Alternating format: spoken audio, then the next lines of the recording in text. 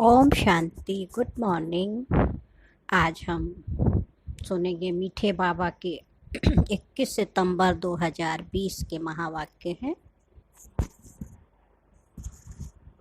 शांति के सागर मीठे बाबा ने कहा, मीठे बच्चे, संगम पर तुम्हें प्यार का सागर बाप प्यार का ही वर्षा देते हैं। शिव बाबा प्यार का सागर, तो प्रॉपर्टी भी कौन सी देते?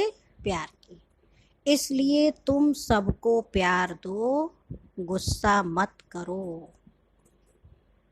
प्रश्न है, अपने रजिस्टर को ठीक रखने के लिए बाप ने तुम्हें कौन सा रास्ता बताया है?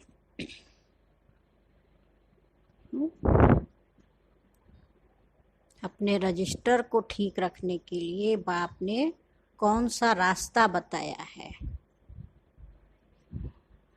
तो बाबा ने कहा, प्यार का ही रास्ता बाप तुम्हें बतलाते हैं। बच्चे सबके साथ प्यार से रहो। श्रीमत देते हैं, बच्चे हर एक के साथ प्यार से चलो, किसी को भी दुख नहीं दो। कर्मेंद्रियों से कभी भी कोई उल्टा काम नहीं करो। सदा यही जांच करो कि मेरे में कोई आसुरी गुण तो नहीं है, मूडी तो नहीं हो, कोई बात में बिगड़ता तो नहीं हो। ये सब अपनी जांच खुद ही करनी है ना। जितना हम अपनी चेकिंग खुद करेंगे उतना खुशी रहेगी, है ना। अपना परिवर्तन तो खुद ही हमको करना है, दूसरा तो नहीं करेगा। आज का गीत है, ये वक्त जा रहा है, करना है जो भी कर ले, ये वक्त जा रहा है। हाँ, किसके लिए रुका है, किसके लिए रुकेगा, ये वक्त जा रहा है। ओम शांति। मीठे मीठे रूहानी बच्चों ने गीत सुना। दिन प्रतिदिन अपना घर अथवा मंजिल नज़दीक होती जाती है। अब जो कुछ श्रीमत कहती है उसमें गफलत ना करो। बाप का डायरेक्शन मिलता है कि सबको मैसेज पहुंचाओ। बच्चे जानते हैं लाखों करोड़ों को यह मैसेज देना है। फिर कोई समय आ भी जाएंगे जब बहुत हो जाएंगे तो बहुतों को मैसेज देंगे। बाप का मैसेज मिलना तो सबको है ना, क्योंकि सबका हक है भगवान का संदेश सुनने का। मैसेज है बहुत सहज। क्या मैसेज है? सिर्फ बाबा कहते बोलो, अपने को आत्मा समझ, बाप को याद करो। बस यही मैसेज सबको देते रहो, है ना। बाबा ने कहा बस यही मैसेज सबको सुनाना है। अपने को आत्मा समझो, शिव बाबा को याद करो, और कोई भी कर्मेंद्रियों से मनसा वाचा कर्मणा कोई बुरा काम नहीं करना है, क्योंकि पहले मनसा में आता है तब वाचा में आता है। हाँ, कोई भी बुरा काम पहले कहाँ आता है? मन में, फिर बोल में आता, फिर कर्म में आता। तो बाबा कहते पहले ही मन में आवे तो वहाँ ही उसको अगर सुधार लेवे तो बोल में नहीं आएगा, अगर बोल में भी आए तो कर्म में नहीं आएगा, है ना। तो पहले मनसा में आता है तब वाचा में आता है। अभी तुमको राइट रॉन्ग समझने की बुद्धि चाहिए। ये पुण्य का काम है, ये करना चाहिए।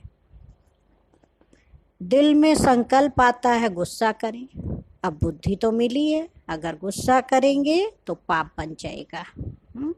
बाप को याद करने से पुण्य आत्मा बन जाएंगे।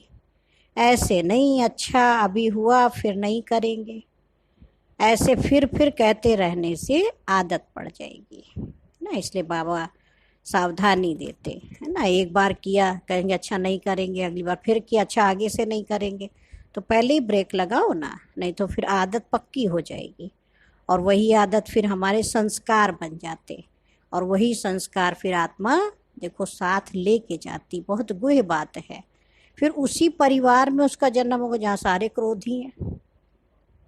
फिर कहेंगे पता नहीं कैसे हम इस घर में आ गए। हाँ, हमारे बाबा भी गुस्सा करते थे, पापा भी गुस्सा करते, हम भी गुस्सा करते, हाँ पूरा खानदान गुस्सा करता है।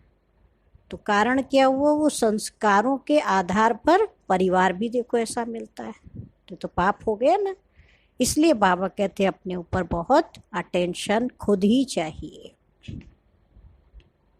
मनुष्य ऐसा कर्म करते हैं तो समझते ये पाप नहीं है, विकार को पाप नहीं समझते। अभी बाप ने समझाया है ये बड़े से बड़ा पाप है, इन पर जीत पानी है। हाँ कहा ना, क्रोध कामेशु क्रोधेशु महावैरी दुश्मन, तो उस पर जीत तो पानी पड़ेगी। हाँ खुद ही को पानी, दूसरा नहीं करेगा। हिम्मत भी खुद ही रखनी और कदम भी आगे खुद ही बढ़ाना, तब बाबा मदद करेगा। तो बाप का मैसेज देना है कि बाप कहते हैं मुझे याद करो, मौत सामने खड़ा है।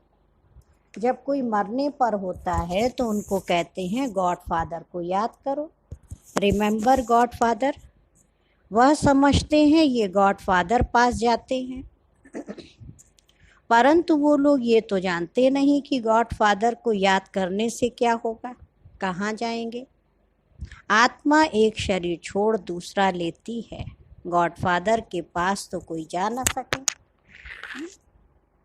उसकी हिम्मत नहीं, अकेले कैसे जाएंगे, पहले तो रास्ता मालूम होना चाहिए। तो बाबा कहते गॉड फादर के पास अपने आप कोई नहीं जा सकता है ना। तो अब तुम बच्चों को अविनाशी बाप की अविनाशी याद चाहिए। बाबा भी अविनाशी, तो उसकी याद भी अविनाशी, खत्म नहीं हो, सदा चलती रहे। जब तमो प्रधान दुखी बन जाते हैं तब तो एक दो को कहते हैं गॉड फादर को याद करो। सब आत्मा एक दो को कहती हैं, कहती तो आत्मा है ना, ऐसे नहीं परमात्मा कहते हैं। हाँ आत्मा आत्मा को कहती है बाप को याद करो। यह एक कॉमन रस्म है। मरने समय ईश्वर को याद करते हैं, ईश्वर का डर रहता है। समझते हैं अच्छे व बुरे कर्मों का फल ईश्वर ही देते हैं। बुरे कर्म करेंगे तो ईश्वर धर्मराज द्वारा बहुत सजा देंगे, इसलिए डर रहता है। बरोबर कर्मों की भोगना तो होती है ना। तुम बच्चे अभी कर्म अकर्म विकर्म की गति को समझते हो, जानते हो ये कर्म अकर्म हुआ। याद में रहकर जो कर्म करते हैं वह अच्छे कर्म करते हैं, है ना। रावण राज्य में मनुष्य बुरे कर्म ही करते हैं। राम राज्य में बुरा काम कभी नहीं होता है। अब श्रीमत तो मिलती रहती है, कहाँ बुलावा होता है ये करना चाहिए व नहीं करना चाहिए, हर बात में पूछते रहो। हाँ पूछना भी बाबा से खुद ही है। अब समझो कोई पुलिस में नौकरी करते हैं तो उन्हें भी कहा जाता है तुम पहले प्यार से समझाओ, है ना। सच्ची करे तो बाद में मारो, अगर सच्ची ना करे, लेकिन पहला काम है प्यार से समझाना है। क्योंकि सच बोलने से, हाँ प्यार से उसको समझाएंगे तो मान भी जाएगा, और ना करे तो फिर तो मजबूरी है। प्यार से समझाने से हाथ आ सकते हैं, परंतु उस प्यार में भी योग बल भरा होगा, तो उस प्यार की ताकत से कोई को भी समझाने से समझेंगे। ये तो जैसे ईश्वर समझाते हैं। एक बार सिविल लाइंस में नीचे ड्राइवर थे और आपस में मिलके गाड़ी से पेट्रोल निकाल लेते थे। तो अभी क्या करे, ऊपर बिल्डिंग में जो थे पर भाई लोग, तो देख लिया उन्होंने, तो उसकी बहुत पिटाई किया, सच बोलो नहीं तो तुम्हें हम नौकरी से निकाल देंगे, पुलिस में पकड़ा देंगे, बहुत परेशान। तो आए, फिर बाबा के घर आवाज़ आई तो फिर दादी ने पूछा भी क्या हुआ, तो बताया, कहा हमारा तो हाथ ही इतना वो हो गया, अब दादी जी आप ही देखो। फिर दादी ने उसको बुलवाया, कहा देखो सच सच बताओ। हाँ बहुत प्यार से उसको समझाया तो वो मान भी गया और जाके माफ़ी मांगी और कहा आगे से नहीं करेंगे, अपनी बात मतलब गलती कबूल करी। तो इतना उनको आश्चर्य हुआ कि मैं इतनी देर से इनको उसको मार रहा हूँ, मेरा हाथ दर्द होने लगा, लेकिन इसने सच नहीं बताया। और आपने क्या जादू कर दिया। हाँ, तो ये था बड़ों के अंदर योग का बल, ताकत, है ना। तो बाबा कहते जो काम प्यार से हो सकता है मारने से नहीं हो सकता है, लेकिन उस प्यार में भी बाबा की याद की ताकत चाहिए। तो समझेंगे तो जैसे ईश्वर समझाते हैं, तुम ईश्वर के बच्चे योगी हो ना, तुम्हारी में भी ईश्वरीय ताकत है। ईश्वर प्यार का सागर है, उनमें ताकत है ना, सबको वर्षा देते हैं। तुम जानते हो स्वर्ग में प्यार बहुत होता है।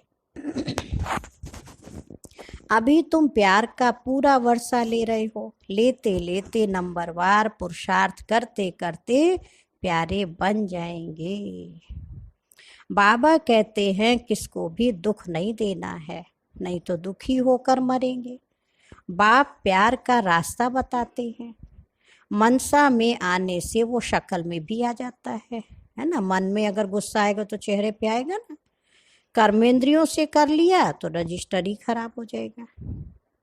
मन में आया तो चलो बाबा कहते एक बार फिर भी क्षमा है, फिर बोल दिया तो और उसका पनिशमेंट, और अगर कर्म रूप में ले आए तो फिर बहुत ज़्यादा हो जाएगा, फिर तो है ना। बाबा कहते फिर तो धर्मराज की सजा भी देखो खानी पड़े, रजिस्टर भी खराब हो जाए। देवताओं की चाल चलन का गायन करते हैं ना, इसलिए बाबा कहते देवताओं के पुजारियों को समझाओ। वह महिमा गाते हैं आप सर्वगुण संपन्न 16 कला संपूर्ण हो, और अपनी चाल चलन भी सुनाते हैं। हाँ, अपने लिए क्या कहेंगे, विषय विकार मिटाओ पाप हरो देवा। हाँ, मुझे निर्गुण हारे में कोई गुण नहीं। हाँ, मैं मूर्ख हलकामी कृपा करो भरता, क्या क्या अपने लिए बोलते आए। तो उनको समझाओ तुम ऐसे थे, अब नहीं हो, फिर होंगे जरूर। तुमको ऐसा देवता बनना है तो अपनी चाल चलन ऐसी रखो, तो तुम यह बन जाएंगे। अपनी जांच करनी है, हम संपूर्ण निर्विकारी हैं, हमारे में कोई आसुरी गुण तो नहीं है। अपनी चेकिंग खुद ही करना। कोई बात में बिगड़ता तो नहीं हूँ, मूडी तो नहीं बनता हूँ। हाँ, कहीं कहेंगे हमारा मूड ठीक नहीं है तो कोई लड़ने ही लगे। हाँ, कोई उदास हो जाए तो बाबा कहते चेक करो, हाँ किसी बात में बिगड़ता तो नहीं हूँ, मूडी तो नहीं बनता हूँ। अनेक बार तुमने पुरुषार्थ किया, बाबा कहते तुमको ऐसा बनना है, बनाने वाला भी हाजिर है। कहते हैं कल्प कल्प तुमको ऐसा बनाता हूँ। बाप आकर के हम बच्चों को देखो कैसा बना देते हैं, इतना श्रेष्ठ पावन देवता जैसा, है ना। कल पहले जिन्होंने ज्ञान लिया है वह जरूर आकर लेंगे। पुरुषार्थ भी कराया जाता है और बेफिक्र भी रहते हैं। ड्रामा की नूंद ऐसी है, कोई कहते ड्रामा में नूंद होगी तो जरूर करेंगे, अच्छा चार्ट होगा तो ड्रामा कराएगा। समझा जाता है उनकी तकदीर में नहीं है।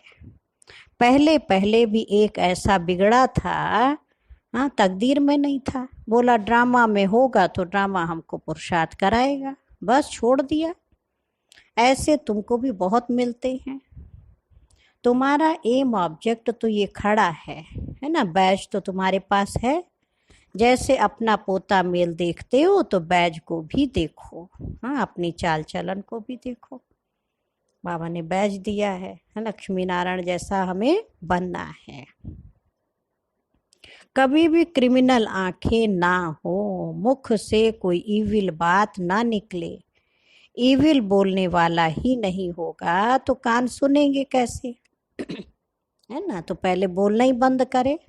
सतयुग में सब दैवी गुण वाले होते हैं, इविल कोई बात नहीं।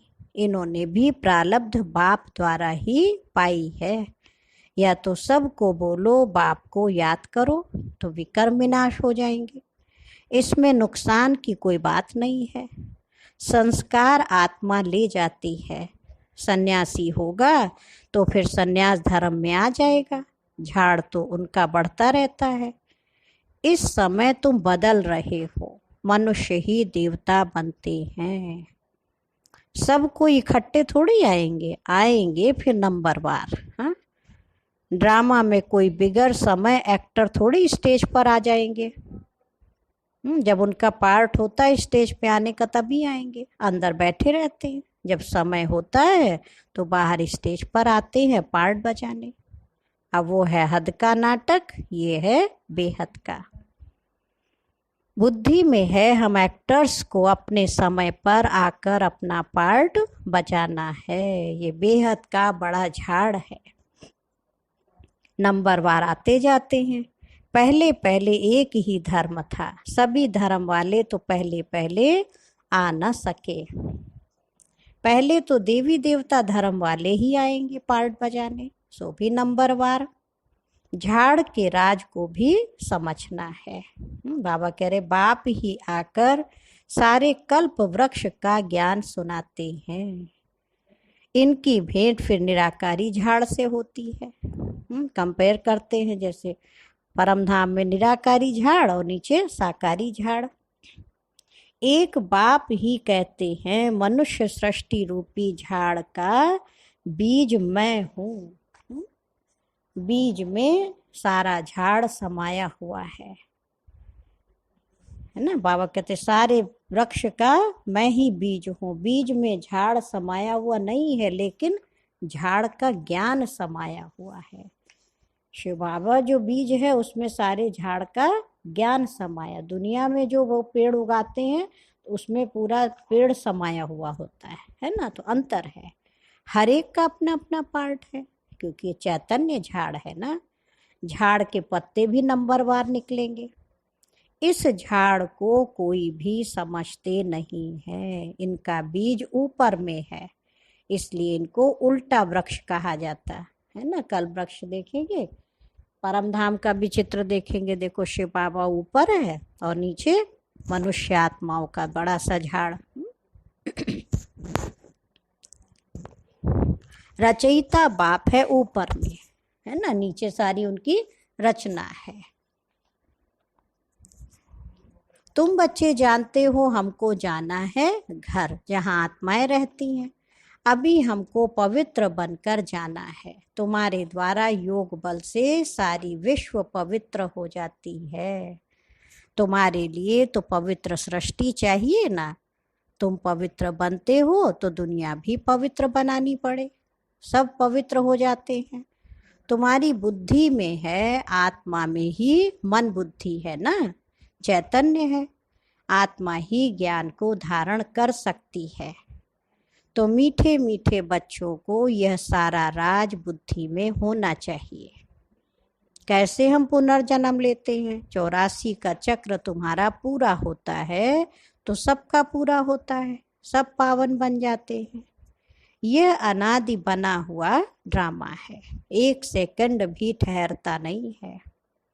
सेकंड बाय सेकंड जो कुछ होता है सो फिर कल बाद होगा। हर एक आत्मा में अविनाशी पार्ट भरा हुआ है। वो एक्टर्स करके 2-4 घंटे का पार्ट बजाते हैं, और ये तो आत्मा को नेचुरल पार्ट मिला हुआ है। तो बच्चों को कितनी खुशी होनी चाहिए।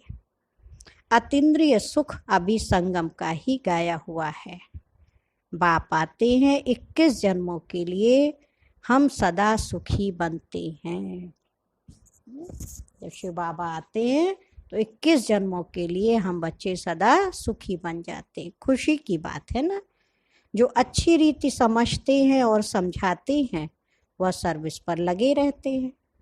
कोई बच्चे खुद ही अगर क्रोधी हैं तो दूसरे में भी प्रवेशता हो जाती है।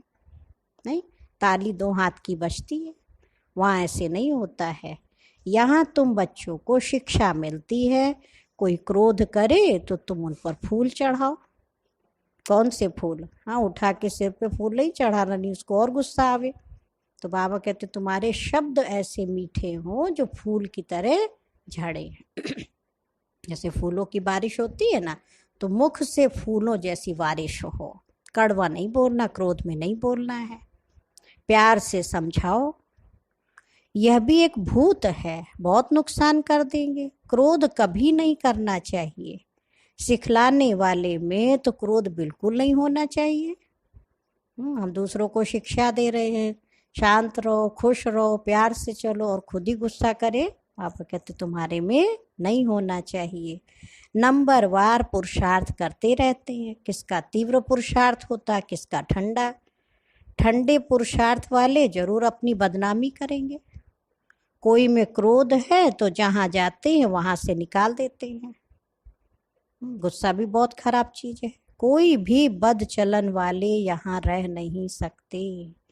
इम्तिहान जब पूरा होगा तो सबको पता पड़ेगा कौन कौन क्या बनते हैं, सब साक्षात्कार होगा।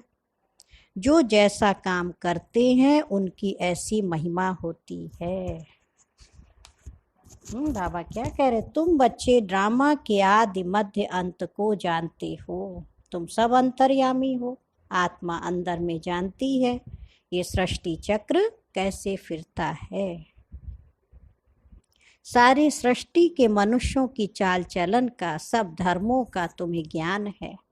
उनको कहा जाएगा अंतर्यामी। आत्मा को सब मालूम पड़ गया।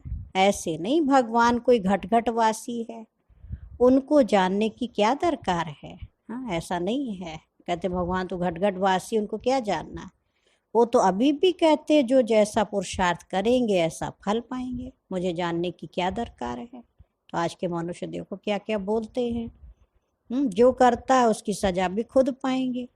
ऐसी चलन चलेंगे तो अधम गति को पाएंगे। हाँ, बहुत कम पद हो जाएगा। उस स्कूल में तो नापास हो जाते हैं तो फिर दूसरे वर्ष पढ़ते हैं। यह पढ़ाई तो होती है कल्प कल्पांतर के लिए। अब ना पढ़े तो कल्प कल्पांतर नहीं पढ़ेंगे। ईश्वरीय लॉटरी तो पूरी लेनी चाहिए ना। यह बातें तुम बच्चे समझ सकते हो। जब भारत सुख धाम होगा तब बाकी सब शांति धाम में होंगे। बच्चों को खुशी होनी चाहिए कि अब हमारे सुख के दिन आते हैं, है ना। दीपमाला के दिन नज़दीक होते। देखो कल बाबा ने होली पे सुनाई मुरली और आज दीपमाला देखो बाबा कह रहे हैं। तो क्योंकि आत्मा का दीपक जग जाएगा ना। पहले होली मनाई, भगवान के हो लिए, बीती बातों को भूल गए। हाँ, पुराने स्वभाव संस्कारों को जला दिया तो आत्मा का दीपक क्या हुआ, फिर जल जाता है। तो बाबा कह रहे दीपमाला के दिन नज़दीक होते हैं तो कहते हैं ना बाकी इतने दिन है फिर नए कपड़े पहनेंगे। तुम भी कहते हो स्वर्ग आ रहा है। हम अपना श्रृंगार करें तो फिर स्वर्ग में अच्छा सुख पाएंगे। तो ज्ञान रत्नों के श्रृंगार के लिए बाबा कहते हैं। साहूकारी का नशा रहता है ना मनुष्यों को। मनुष्य बिल्कुल घोर नींद में है, फिर अचानक पता पड़ेगा ये तो सच कहते थे। सच को तब समझे जब सच का संग हो। तुम अभी सच के संग में हो। बाबा क्या कह रहे हैं, तुम सत बनते हो सत बाप द्वारा। वह सब असत्य बनते हैं असत्य द्वारा। कभी बाबा कह रहे अभी कंट्रास्ट भी छपा रहे हैं कि भगवान क्या कहते हैं और मनुष्य क्या कहते हैं। मैगजीन में भी डाल सकते हो। आखिरी विजय तो तुम्हारी ही है। जिन्होंने कल पहले पद पाया है वह जरूर पाएंगे, ये सर्टन है। वहाँ अकाल मृत्यु होता नहीं है, आयु भी बड़ी होती है। जब पवित्रता थी तो बड़ी आयु थी।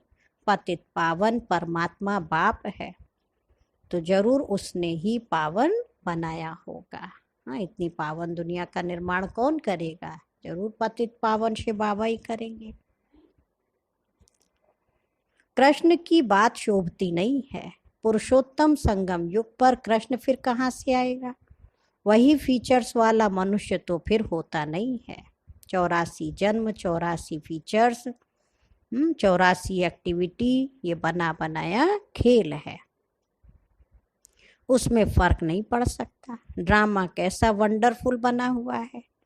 आत्मा छोटी बिंदी है, उसमें अनादि पार्ट भरा हुआ है। इसको कुदरत कहा जाता है। मनुष्य सुनकर वंडर खाएंगे, परंतु पहले तो यह पैगाम देना है कि एक बाप को याद करो।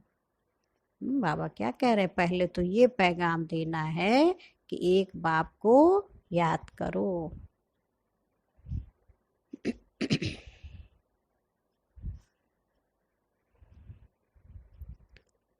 वही पतित पावन है, सर्व का सदगति दाता है। सतयुग में दुख की बात होती नहीं, कलयुग में तो कितना दुख है, परंतु यह बातें समझने वाले नंबरवार हैं। बाप तो रोज समझाते रहते हैं। तुम बच्चे जानते हो शिव बाबा आया हुआ है हमको पढ़ाने, फिर साथ ले जाएंगे। साथ में रहने वालों से भी बांधेलियां ज्यादा याद करती हैं। जो बंधन में है, आने को नहीं मिलता माताओं बहनों को, किसी को पति का बंधन, सास ससुर का बंधन, हाँ कोई बच्चों का बंधन, सेंटर पे नहीं आ पाती हैं, तो बाबा कह रहे जो साथ में रहने वाले उनसे ज्यादा वो याद करती हैं, वो ऊंच पद पा सकती हैं। ये भी समझ की बात है ना। बाबा की याद में बहुत तड़पती हैं, तो बाबा कहते बच्चे याद की यात्रा में रहो, दैवी गुण भी धारण करो, तो बंधन कटते जाएंगे, पाप का घड़ा खत्म हो जाएगा। कोई ना कोई भी पाप है जो आत्मा इतना कष्ट भोग रही है, तो बाबा कहते वो भी खत्म हो जाएगा। बस तुम शिव बाबा को याद करती रहो और दैवी गुण धारण करो। अच्छा, मीठे मीठे सिकी लधे बच्चों प्रति माता पिता बाप दादा का याद प्यार और गुड मॉर्निंग। रूहानी बाप की रूहानी बच्चों को नमस्ते। हम रूहानी बच्चों की रूहानी माता पिता बाप दादा को याद प्यार नमस्ते और गुड मॉर्निंग। शुक्रिया बाबा, शुक्रिया, बेहद दिल से मीठे बाबा का शुक्रिया। अच्छा भी है धारणा के लिए मुख्य सार। फर्स्ट पॉइंट है, बाबा ने कहा अपनी चाल चलन देवताओं जैसी बनानी है। कोई भी इविल बोल मुख से नहीं बोलने हैं। ये आंखें कभी क्रिमिनल ना हो। सेकंड है, क्रोध का भूत बहुत नुकसान करता है।